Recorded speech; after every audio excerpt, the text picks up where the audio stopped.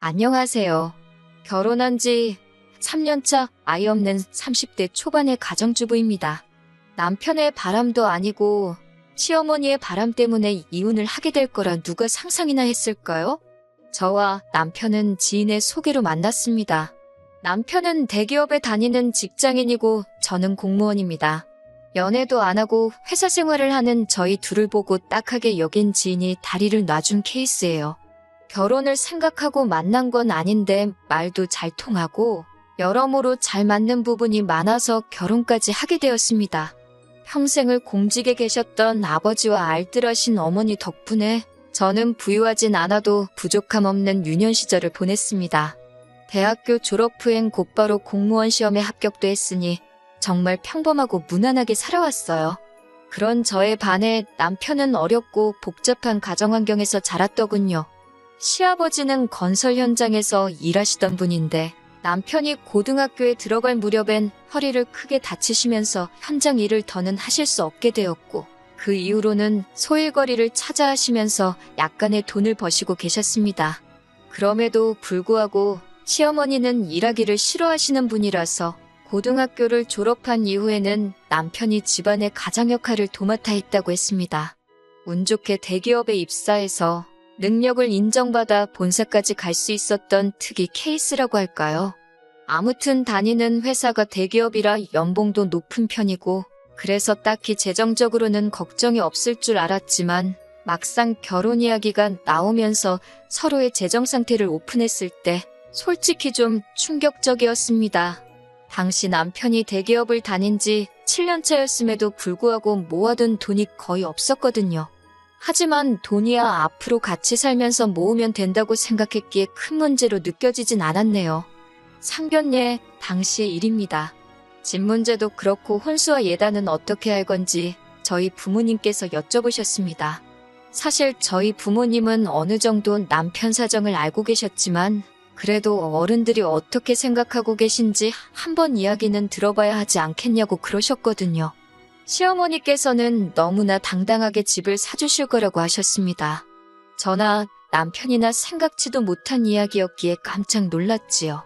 그 이야기를 들으신 저희 부모님도 그렇게 해주시면 저희도 혼수와 예단은 집에 맞춰서 해서 보내시겠다고 그러시더군요. 그렇게 상견례를 마치고 이틀 뒤에 남편을 만났습니다. 남편 얼굴이 안 좋기에 무슨 일이라도 있냐고 물으니 집 때문에 그런다고 하더라고요. 그래서 무슨 일이냐고 못 해주신다고 그러시냐 물었더니 너무 어이없는 소리를 들었다고 하더군요. 시어머니 말씀이 남편더러 대출을 받아서 집을 사고 저희 집에다가는 그걸 시댁에서 사줬다고 하랬답니다. 그래야 당신 체면이 살고 저희 집에서 받을 거 다 받을 수 있다고요. 그 이야기를 듣는데 어이가 없어서 그럼 그 대출은 어떻게 갚으라고 하셨냐 물으니 그런 이야기는 없으시더래요. 한마디로 일단 저질러 놓으면 별 수 있냐 이거더라고요. 저는 그렇게는 안 된다고 했고 남편도 그럴 생각은 추호도 없다면서 월세로라도 시작하자며 미안하다고 하더라고요. 결국 친정부모님께도 이 사실을 말씀드렸습니다. 그러자 친정부모님도 어이가 없다 하시면서 그럼 허례허식은 다 빼고 하는 대신 작은 전셋집 하나는 당신들이 마련해 주시겠다 하더군요. 대신 앞으로 시어머니에게 휘둘리지 말고 둘이서 열심히 모아가면서 살라고 하셨습니다. 그렇게 저희는 친정의 도움과 약간의 대출을 받아 결혼식을 올렸습니다. 결혼식 당일날 예단도 하나 못 받는 시어머니는 세상 천지에 자기밖에 없을 거라며 아주 팔자가 박복하다고 한탄을 하시더군요. 자기 아들 장가가는 날인데요. 어찌나 푸념을 늘어놓으시던지 들어오던 복도 달아나겠다 싶었습니다.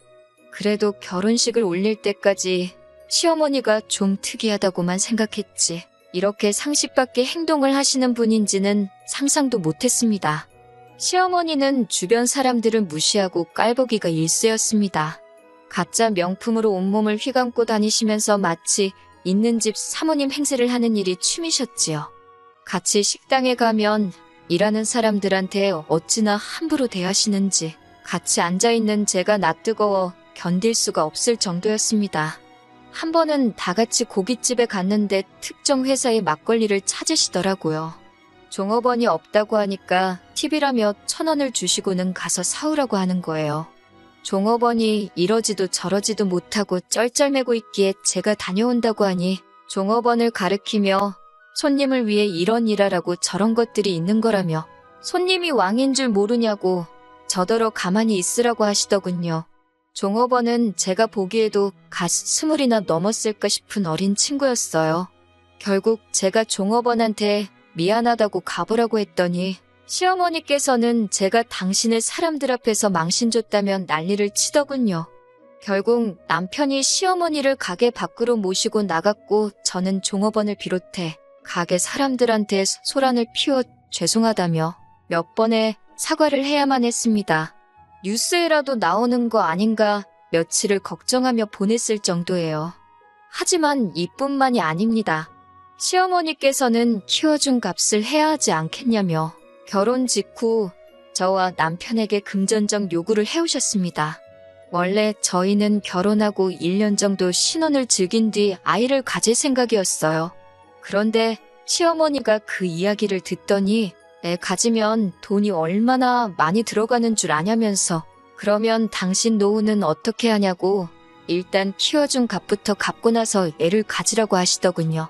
황당하고 어이가 없어서 말도 안 나와서 도대체 얼마를 갚아야 하냐고 물었더니 대기업 취직시켜서 보냈으니 돈 1억은 갚아야 하지 않겠냐고 하시더군요.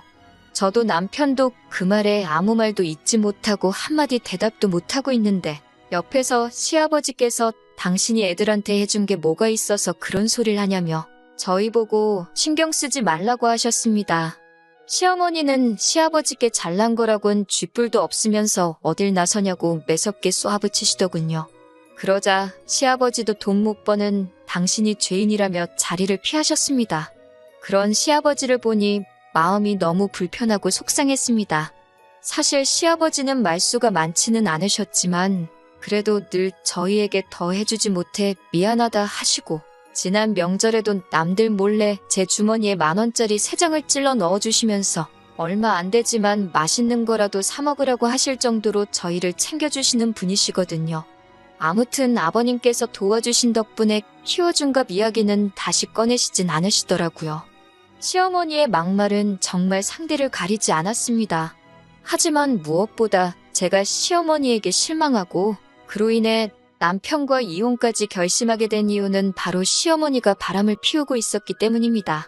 전셋집을 알아보던 당시 남편은 가능하면 시댁에서 멀리 가지 않았으면 좋겠다고 하더군요. 시아버지가 아무래도 허리가 안 좋으시니까 혹시 무슨 일이라도 있으면 바로 옆에서 챙겨드릴 수 있으면 좋겠다고요.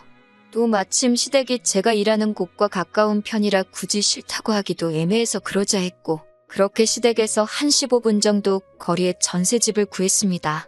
그런데 최근 들어 시어머니가 자꾸 저희 집에 오고 싶어 하시더라고요. 그리고 오시면 그렇게 제 가방이나 옷을 기웃거리시고 빌려달라 하시고 떼를 쓰시는 겁니다. 신우랑은 연을 끊고 사니 저를 딸처럼 생각하신다나요. 그 말을 고직 곧대로 믿지도 않았지만 그래도 또 빌려달라는데 싫다고 하기도 뭐하고 해서 너무 비싸지 않은 가방이나 스카프 같은 것들은 종종 빌려드렸습니다. 그리고 점점 그 빈도수가 잦아지고 있었어요. 그러다 언젠가부터 가끔 제 차도 빌려달라고 하시더군요. 아울렛에 가고 싶은데 차가 없어서 고생이라는 둥 가까운 데서 친구분들과 만나고 싶은데 버스 타고 어느 세월에 가냐는 식이었지요. 안 된다고 하니 그럼 데려다 달라고 하셨고 그건 더 귀찮아서 차라리 차를 빌려드린 건데 그게 화근이었을까요? 하루는 차 안에서 아저씨들이나 쓸 법한 선글라스를 주었습니다. 처음엔 시아버지 건가 생각해서 시댁에 간 날 시아버지께 선글라스를 찾았다며 돌려드렸어요. 그런데 시아버지께서 당신 물건이 아니라고 하시더라고요. 어머님이 제 차를 쓰신 다음 날에 차에서 찾았다고 말씀드렸더니 시어머니께서 약간 당황한 듯한 표정으로 아니라는데 뭘 그러냐며 당신이 버린다고 가져가시더라고요. 그때까진 저도 별로 대수롭지 않게 생각하고 있었어요. 그리고 한 이틀쯤 지나서 운전을 하고 있었는데 가벼운 접촉사고를 당했습니다. 그래서 블랙박스를 확인하게 되었는데 거기에는 생각지도 못한 대화 내용이 녹음되어 있었습니다. 시어머니와 어떤 남자분의 목소리였는데 기록을 보니 하루 이틀 있었던 일이 아니더군요. 대화 내용과 동선을 맞춰보니 둘이서 입에 담기도 민망한 곳도 가신 것 같았어요. 이 일을 남편에게 말을 해야 하나? 아는 척을 하는 게 맞나? 아니면 나만 가슴에 묻고 지나가면 되는 일 아닌가? 저 혼자 몇 날 밤을 고민하고 걱정했습니다. 그렇게 속절없는 날들이 지나던 중 주말이라 남편과 모처럼 영화관에 가려는데 시어머니로부터 전화가 걸려왔습니다. 받아보니 시아버지께서 갑자기 쓰러지셔서 병원에 와 있다고 하시더군요. 그래서 저희도 얼른 차를 돌려 병원으로 향했습니다. 시아버지는 집에서 뇌졸중이 와서 쓰러지신 것이었어요. 다행히 발견이 빨랐던 편이라 아무런 문제가 없었지만 몸 오른쪽에 마비가 오면서 결국 거동이 어려워지셨습니다. 말로는 또 언제 위기가 올지 모르니 모든 가족들이 잘 돌봐드리라고 하더군요. 그때부터였습니다. 시어머니는 당신은 병수발 못 든다며 무조건 저에게 들라고 하더라고요. 다른 집들은 그런 일은 다 며느리가 한다면서 제가 벌어봤자 얼마나 버냐고 그럴 정신으로 시아버지나 돌보고 이참에 들어와 살림이나 하라고 하시더군요. 제가 그게 무슨 소리냐고 어머님도 건강하시고 남편도 있는데 왜 제가 병수발을 드냐고 하니 남편이 자기가 저보다 돈을 더 많이 버니까 당연히 제가 해야 된다더군요. 저는 말도 안 되는 소리들 좀 하지 말라고 일단 다들 이성적으로 생각을 해보자고 했습니다. 그리고 이튿날 시어머니가 저와 남편에게 할 이야기가 있다며 연락을 해오셨습니다. 시어머니는 시아버지와 헤어지고 새로운 사랑을 찾아 떠나겠다고 하셨습니다. 이른을 바라보는 분이 그렇게 말씀하시니 어이도 없고 기가 차더군요. 제가 그분이랑 새로 살림이라도 차리려고 하시냐니까 시어머니가 흠칫 놀라더군요. 남편이 그게 무슨 소리냐고 묻길래 블랙박스에 다 찍혔더라고. 어떤 신사분하고 여기저기 놀러 다니시고 이미 아버님 저렇게 되시기 전부터 할 일 못할 일 다 하시고 다녔다고 전부 다 말해버렸어요. 그러자 남편은 제가 생각지도 못한 반응을 보였습니다. 아니 무슨 딸이 사윗감 데려온 것도 아니고 자기 어머니가 아버지 몰래 다른 남자를 만나고 있다는 소린데 그분은 뭐 하시는 분이냐 같은 걸 물어보면서 호구조사를 하고 있더라고요. 그렇게 둘이서 한참을 대화를 주고받더니 시어머니더러 그럼 이혼하고 새 출발하라고 하더라고요. 당신 지금 제정신이냐고 어떻게 얘기가 그렇게 돌아가냐고 했더니 집에 돈 있는 사람 하나라도 있으면 편하지 않겠냐며 자기는 이제 자기 부모 뒷바라지 하는데 지쳤다고 그러는 거예요. 제가 시아버지가 지금 생사를 오가시는 것도 아닌데 잠깐 거동이 불편하단 이유로 이렇게 둘 다 아버님을 버리려는 거냐고 하니까 어차피 살 만큼 사신 분 아니겠냐고 막말을 하더군요. 아무리 허리 다치면서 경제력도 잃고 가족들 고생시킨 아버님이라지만 자기 아버지가 몸이 불편하다고 저렇게 내팽개치는 남자가 다른 사람도 아니고 내 남편이었다는 사실에 소름이 다 끼쳤습니다. 시어머니는 그런 와중에 우리 아들이 드디어 정신을 차렸다며 살 사람은 잘 살아야 되지 않겠냐고 네 아버지는 이참에 그냥 요양원에 보내자고 그러는데 정말 무섭더라고요. 어머님은 몰랐을까요?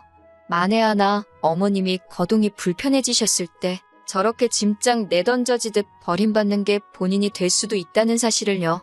결국 저는 남편하고 1초도 더 있을 수가 없어서 시아버지를 모시던지 아니면 이혼하던지 하자고 했어요.